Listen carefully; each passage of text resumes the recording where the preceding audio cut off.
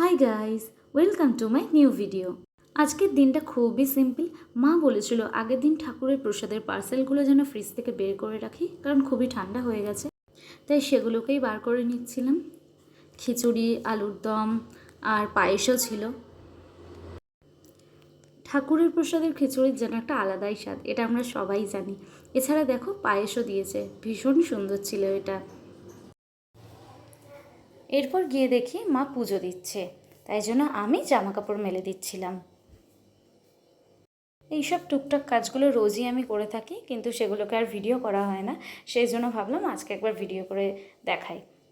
তো এখানে সমস্ত জামা কাপড়ই মেলা হয়ে গেছিলো।